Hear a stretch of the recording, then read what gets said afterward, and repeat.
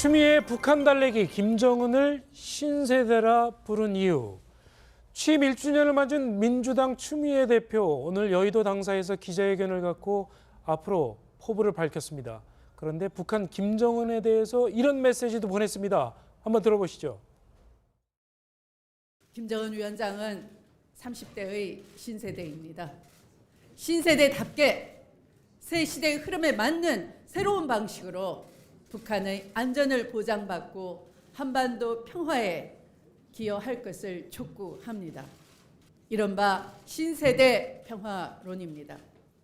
냉전의 유물인 핵무장론을 과감하게 버리고 한반도 평화와 민족 공동의 번영을 향해 민족의 운명을 함께 해결하는 대화의 장에 성큼 나올 것을 거듭 촉구합니다. 네, 북한 김정은 위원장에게 신세대답게 새로운 방식으로 평화에 기여하려고 했는데요. 최 교수님, 예. 신세대 이게 도대체 무슨 의미입니까? 그러니까 나이로 보면 신세대라는 얘기겠죠. 30대잖아요. 김정은이가 30대고 또 김정은이가 스위스에서 유학을 했어요. 잘 아시는 것처럼. 네. 서구 문물이나 서구의 학문도 배웠던 사람이고, 그러니까 지금처럼 그렇게 구시대적인 행동하지 말고 핵 포기하고 평화적인 방법으로 해결해라 이런 얘기인 것 같아요. 그러니까 아마 이제 추미애 대표 입장에서는 김정은에 대해서 뭔가 얘기를 해야 돼 김정은의 태도를 바꾸려고 하는데 사용한 단어가 이제 김정은 당신이 나이도 어리고 30대라고 하는데 30대답지 않게 왜 그렇게 교조주의적이고 독재주의적이고 예전에 자기 할아버지 아버지가 했던 잘못된 행동을 계속하느냐라고 하는 지적을 하기 위해서 아마 신세대란 말을 쓴 것 같습니다. 그래서 저거는 김정은이를 뭐 좋게 평가하기 위해서 썼다고 저는 보지 않고요. 김정은한테 뭔가 강력하게 얘기하면서 당신 지금 나이도 30대밖에 안 됐는데 그렇게 이런 잘못된 길로 가는 것이 과연 평화의 방법이 되겠냐. 또 상식적으로 생각해서라도 국제사회가 이렇게 압박을 하는데 그런 식으로 가는 것은 결국 정권의 멸망밖에 안 되는 것이다 라는 메시지를 던지기 위해서 아마 신세대라는 단어를 사용한 것 같습니다. 그런데 이제 추미애 대표 이제 취임 1주년입니다. 뭐 오늘 1주년 기념사에서 이렇게 말씀하신 건 아마도 국내의 정치인들한테 들으라고 한 건 아니잖아요. 신세대 평화론을 지금 주창을 하셨어요. 그러면 김정은 위원장한테 한 말이잖아요. 그런데 김정은 위원장이 제일 듣기 싫어하는 말이 뭘까요? 나이가 어리다는 말입니다. 네. 왜 김일성처럼 하고 다닐까요? 왜 지금 그렇죠. 뭐 어떤 목소리도 그렇고 얼굴 표정 또 뭐 헤어스타일 그리고 걸음걸이 이 모든 것들이 사실은 자기가 나이가 어리지만 나이가 어린 거를 가장 극복하고 할아버지처럼 보이기 위해서 그렇게 한단 말이죠. 그러면 그 신세대라는 말도 사실은 북한에서는 못 알아듣는 말이고요. 그러니까 30대의 어린 너가 지금 왜 이러니라는 그런 표현을 만약 김정은 위원장한테 들으라고 했다면 김정은 위원장이 화를 내지 사실은 이게 맞는 말이야. 나도 한번 신세대처럼 해볼까라고 생각을 바꿀 수 있는 이야기라는 것이냐는 거죠. 그러니까 사실 아버지나 할아버지랑은 다른 김정은이 지금 5년 동안 어떻게 해왔는지를 분석을 한다면 김정은의 입장에서 생각을 했을 때 어떻게 던져야 김정은이 정말 설득당해서 올 수 있는 정말 이건 평화다라고 해야 되는지 좀 더 과학적으로 분석을 하고 하신 말씀이어야 되지 않을까.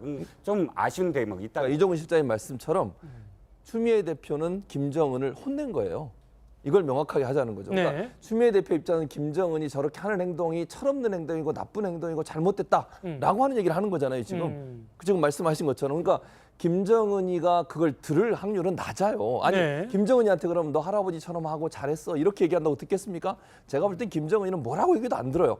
그러나 이제 추미애 대표 입장에서는 김정은의 잘못된 행동을 꼬집기 위해서 뭔가 돌려서 신세대란 말을 통해서 김정은의 잘못된 행동을 지적하는 그런 태도였다고 봅니다. 그래도 여당 대표의 얘기니까 김정은 위원장 뭐 보고는 받지 않을까 싶은 생각도 드는데요. 물론 이종훈 실장 말씀처럼 해석을 할 수도 있겠지만 신세대라고 이렇게 새로운 사고를 가지고 있는 신세대라고 부추기면서 우리하고 대화를 하자라고 이렇게 좀 얼르는 그런 측면도 있는 거 아닐까요? 그러니까 저는 지금 조금 전에 말씀하셨던 것처럼 추미애 대표가 어떤 의미로 이런 얘기를 했는지는 충분히 이해가 되는데 꼭 굳이 신세대라는 단어를 써야 됐을까? 그러니까 신세대라는 의미 자체가 국민들이 받아들이기에는 좋은 겁니다. 9세대보다는 신세대. 신세대가 왠지 더 좋다는 이미지로 많이 비치기 때문에 일단 그 워딩 자체를 선택한 거에 대해서는 좀 부적절하다는 생각이 들고요. 말씀하셨던 것처럼 뭐 추미애 대표의 얘기로는 지금 당시 신세대니까 구세대적 사고를 버리고 이제 한반도의 평화를 이렇게 하기 위해서 같이 나가자는 취지로 말씀을 하신 것 같긴 하나 예. 이게 뭐 어찌 보면 김정은에게 뭐 이렇게 좀 나도 그렇게 이렇게 하겠구나라고 들릴 만한 내용 같지 않고 약간 좀 메시지 자체가 좀 공허하고 너무 크다는 생각은 좀 들고요. 어쨌건 여당 대표의 이 북한 김정은에 대한 발언은 말씀하셨던 것처럼 북한에도 보고가 될 만한 내용들일 텐데 이게 김정은 입장에서도 별로 듣기 좋은 얘기 같지도 않고요. 네. 또 이게 우리나라 국민들이 들을 때는 오해의 소지가 있는 신세대라는 단어를 사용했다라는 부분에 대해서는 약간 신중하지 못한 부분이 있지 않았나 개인적으로 생각됩니다.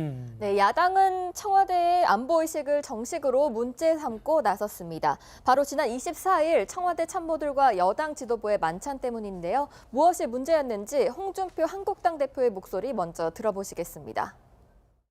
이야기인데 청와대에서 술판 벌어졌다는 이야기를 듣고 깜짝 놀랐습니다. 원래 을지 연석 기간 중에는 술집이나 이런가에 안 가는 것이 대한민국 전통이고 관례인데 이제는 청와대에서 그렇게까지 했다 하는 것 보니까 이 정부가 곧 무너질 수도 있다. 국민 신뢰를 잃을 수도 있다. 그런 생각도 듭니다. 네. 지금 소국장님 말하자면 UFG 훈련이 한창 벌어지고 있는데 이때 저녁에 모여서 좀 너무 한가롭게 저녁을 즐긴 거 아니냐 뭐 이런 지적인 것 같습니다. 홍준표 대표의 얘기는 그러니까 동의하십니까? 네. 24일 저녁이 이제 민관 합동 훈련은 그날 끝났거든요. 그래서 이제 당에서 청와대에서 한 12명씩 해서 한 20명 이상이 이제 만나서 저녁을 먹으면서 뭐 폭탄주도 한 잔씩 하고 아마 그런 것 같습니다. 그런데 지금 그 상황에서 군은 여전히 이제 대프콘 상태에서 훈련을 하고 있었거든요. 네. 그게 계속 뭐 31일까지인가 계속되지 않습니까? 그런 상황에서 이제 홍 대표 얘기는 민관 합동 훈련은 끝났지만 군은 여전히 계속해서 지금 UFG 훈련 중에 있는데 당청의 고 인사들이 만나서 그렇게 폭탄주 먹고 이런 행동이 과연 적절한가라는 네. 거에 대한 문제 제기인데 저는 일정하게 뭐 그 문제 제기 할 만한 그런 사안이라고 생각을 합니다. 그러니까 이게 이 민관 훈련은 끝났지만 여전히 군은 또 지금 상황 자체가 어떤 평화 시간이고 굉장히 지금 안보적으로 남북 간에 또 북미 간에 긴장이 굉장히 고조된 이런 상황이기 때문에 이럴 네. 때일수록 어떤 그런 부분을 조금 더 유념했으면 좀 나았지 않았을까 하는 그런 생각이 듭니다. 또 이제 정의용 안보실장이 이렇게 해명을 했습니다. 민관 을지훈련 상황이 끝났는데 뭐가 잘못됐다고 지적하는지 이해를 못하겠다 그랬거든요. 이 실장님 이거에 대해서는 좀 어떻게 보십니까? 아니 그러니까요. 지금 안보실의 제2차장이면 청와대 NSC 상임위원이에요. 그러니까 상황이 어떻게 벌어졌을 때 무조건 NSC 회의에 참석해서 상황을 이 안보에 대한 상황을 책임져야 될 사람입니다. 예. 그런데 이번에 북한이 지금 방사포 300mm 방사포로 추정되는 그런 이 발사를 하지 않았습니까? 네. 그게 의지훈련 중이란 말이죠. 청와대에서는 뭐라고 그때 얘기했냐면 우리는 이미 그 전부터 의지훈련에서 2014년부터 북한이 계속 도발을 해왔으므로 이번 도발을 예상하고 있었다라고 얘기했습니다. 아니 북한의 도발을 예상했던 청와대의 안보실의 제2차장이 을지훈련이 끝나지도 않았는데 도발을 예상했던 청와대에서 어떻게 빠져나와서 네. 그 건배사까지 하는 폭탄주를 마시는 그런 자리에 있었는지에 대한 대답을 정의용 안보실장이 제대로 하셔야 될 거예요. 그렇군요. 어제는 또 문재인 대통령이 여당 의원들을 청와대로 초청을 해서 오찬을 가졌는데요. 야당에서는 이 오찬 자리에 대해서도 좀 문제를 삼고 있습니다. 일단 오찬 회전장의 문재인 대통령의 목소리를 먼저 들어보도록 하겠습니다. 진작에 초청하고 싶었는데 인수위 없이 시작하다 보니까 형편이 되지 않았습니다. 취임 100일이 지난 지금에서야 이렇게 모시게 된 것을 널리 양해해 주시기 바랍니다. 문재인 정부는 민주당 정부라는 것을 늘 생각하고 있습니다. 당과 공동 운명체가 되어 국정을 운영해 나가겠습니다. 국회를 존중하고 야당과의 소통과 협력에도 최선을 다할 것입니다.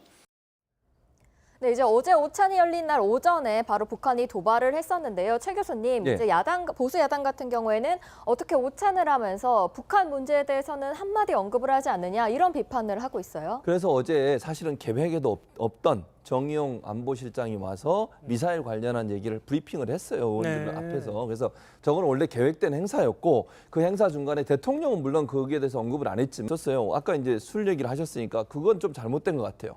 네. 그분들이 만나서 술을 왜냐면 문재인 대통령이 그랬거든요. 오늘 이 자리에 술을 먹지 않겠습니다. 주스로 대신했어요. 네. 그게 왜냐하면 이 을지 훈련도 있고 그다음에 미사일 발사도 있고 이런 엄중한 안보 상황에서 물론 우리가 너무 흥을 돋우거나 이러지 않았으면 좋겠다라고 대통령이 직접 얘기하셨어요. 네. 그리고 그 술 대신 다 주스를 마셨고요. 저 자리에서는 일반적으로 포도주나 이런 걸 마시지 않습니까? 네. 그러니까 대통령 입장에서는 지금 어제 뭐 그런 모임들이 더 국민들한테 이게 너무 그 훈련 중에 있고 또 미사일 발사하는 이런 엄중한 상황에서 너무 흥이 돋우는 모습으로 보여지는 것에서 경계를 하신 부분이 분명히 있기 때문에 엄중하게 상황을 받아들이면서 저는 행사를 치렀다고 생각이 듭니다. 네. 다시 한번 네. 안보 부분 관련해서는요. 이게 그 대선 후보 기간에도 계속해서 이제 문재인 대통령에 대해서 야권에서 주로 공격했던 게 이제 안보 쪽이 많지 않았습니까?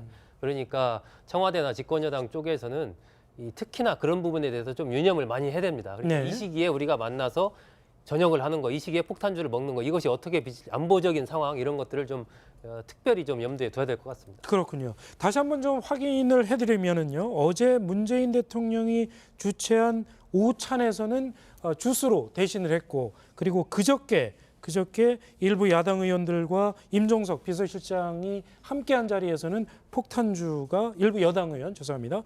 폭탄주가 오갔다고 합니다. 다시 한번 설명을 좀 드리겠고요. 어제 오찬에 대해서는 뒤늦게 좀 논란이 일고 있는데요. 그 오찬장에 참석했던 박용진 의원이 SNS에 그 반찬에 대해서 좀 올린 글이 좀 논란이 있었다면서요. 예, 그렇습니다. 박용진 의원이 그날 사회를 봤어요. 오찬 때, 오찬 때 사회를 보고 돌아와서 이제 그 SNS에 글을 올렸는데 얘기인즉슨 이거죠. 오찬을 했는데 청와대 밥이 좀 부실해도 네. 나도 뭐 먹고 이렇게 했다. 뭐 이런 어떤 표현에 부실해도라는 말 때문에 뭐 지지자들을 포함한 네티즌들이 박용진 의원한테 사과하라. 네. 그것이 어떻게 지금 청와대 반찬 투정을 할 시기냐라는 거였는데 당시에 나온 어떤 오찬은 뭐냐면 곰탕이었어요. 네. 곰탕과 그다음에 삼색천. 그러니까 이 전체 요리로 삼색전이 나오고 곰탕이 나온 그런 요리였는데 지금 화면으로 그렇죠. 차려진 반찬을 좀 보여드리고 있는데 예. 뭐 단촐해 보이기는 합니다. 그렇죠. 시작은 밤죽으로 시작해서 삼색전이 나오고 그다음에 곰탕이 나오고 하는 그런 상황입니다. 그런데 사실은 뭐 문재인 대통령이 지금 109일째인데 네. 그렇게 막 코스 요리로 화려하게 나오진 않았거든요. 네. 그리고 백 변호사님, 오늘 오후에 문재인 대통령이 박용진 의원 SNS를 언급하면서 좀 해명 같은 그런 글을 또 올렸어요. 그러니까 쉽게 말해서 이런 거 갖고 너무 그러지 마세요. 일단 우리 다 같이 여유를 좀 가집시다. 이런 취지로 해명글을 올리신 건데 사실 이제 문재인 대통령이 지금 국정수행 지지도가 굉장히 높은 상황이고 또 문재인 대통령과 관련된 상품들이 불티나게 팔리는 거는 다 아시지 않습니까? 네. 그 정도로 문재인 대통령을 열성적으로 지지하시는 분들이 많은 상황에서 정말 이렇게 청와대에서 밥을 먹고 부실하다는 표현을 쓴 게 이게 정말 나 청와대 밥 너무 싫었어의 의미가 아니라 굉장히 소박하더라라는 취지였을 것은 충분히 이해가 되는데 그런 것마저도 우리 지금 문재인 대통령 관련해서 이렇게 우리 지금 밥까지 문제 삼는 거야라는 식으로 너무 도끼 눈을 뜨고 바라볼 필요는 없다라는 그런 생각이 들고 네. 문재인 대통령도 사실 지금 애둘러서 지지자분들한테 우리 좀 이렇게 여유를 좀 가지고 이런 부분들은 그냥 좀 넘어가는 게 어떻겠습니까라는 취지의 얘기가 아니신가 싶고요. 네. 저도 좀 그렇습니다. 그러니까 문재인 대통령이 어쨌건 지금 국정수행 잘하고 있다라는 긍정평가가 많은 이상 힘을 실어주기 위해서는 이런 부분을 오히려 좀 더 여유롭게 보아 넘기는 그런 모습이 더 필요하지 않을까 지지하시는 분들 그런 생각이 좀 듭니다. 그렇군요. 박용진 의원 SNS에 올린 글에 대해서 비난을 하는 많은 댓글이 달렸습니다. 그랬더니 박용진 의원은 부실해도라는 표현을 소박해도라고 말을 바꿨다는 말씀을 다시 드리도록 하겠습니다.